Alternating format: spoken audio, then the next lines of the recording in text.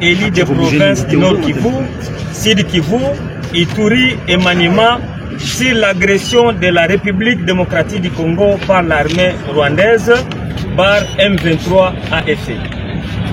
Nous, députés nationaux élus des provinces du Nord Kivu, Sud Kivu, Ituri et Maniema, réunis ce mercredi 26 février 2025 au Palais du Peuple pour évaluer la situation sécuritaire actuelle liée à l'agression de notre pays, la République démocratique du Congo, par le Rwanda et ses supplétifs terroristes du M23 AFC, considérant la dégradation de la situation sécuritaire et humanitaire dans les provinces mentionnées, caractérisées notamment par la violation massive des droits humains, les assassinats ciblés, les recrutements forcés, incluant celui des élèves, le pillage systématique des biens privés et publics, l'installation des administrations parallèles dans les provinces du Nord Kivu et du Sud Kivu, l'exploitation illicite et systématique des ressources naturelles, les attaques délibérées contre les contingents des Nations Unies, de l'EAC et de la SADC. Après échange d'informations et débat sur cette situation, déclarons à l'opinion tant nationale qu'internationale ce qui suit. 1. Condamnons une fois de plus l'agression de notre pays par le Rwanda et ses supplétifs terroristes M23 AFC ayant engendré une crise humanitaire et socio-économique sans précédent. 2. Condamnons le massacre à grande échelle des populations civiles depuis le début de l'occupation des localités congolaises par l'armée rwandaise par M23 AFC, plus particulièrement les carnages perpétrés lors de l'occupation des villes de Goma et de Bukavu et qui continuent jusqu'à ce jour. 3. Condamnons les recrutements forcés des jeunes dans les M23 AFC et plus particulièrement des élèves dans les villes de Goma et de Bukavu. 4.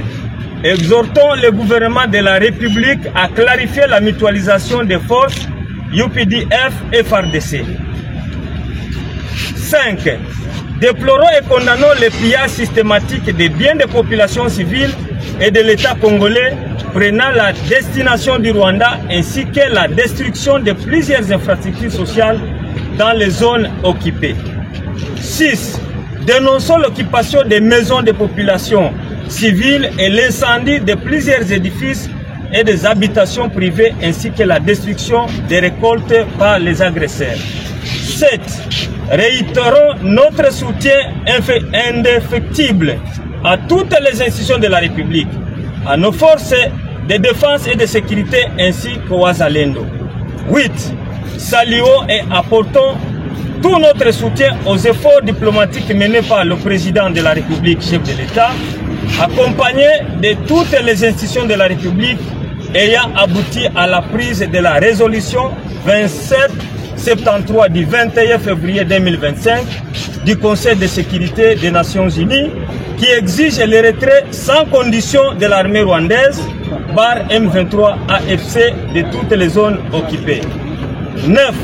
Encourageons nos compatriotes à poursuivre la résistance contre les agresseurs qui veulent s'approprier les terres congolaises et soumettre la population à l'asservissement. 10.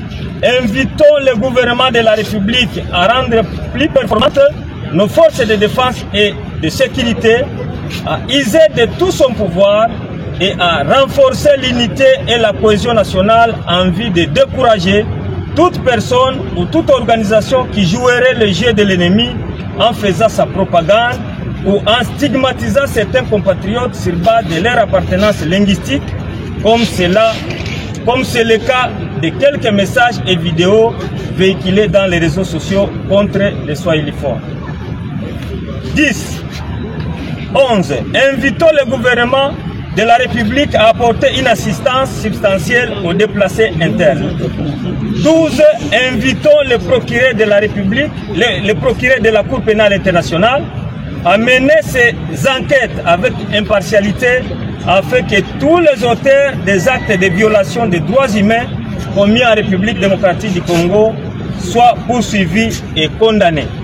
fait à Kinshasa le 26 février 2025. Je vous remercie.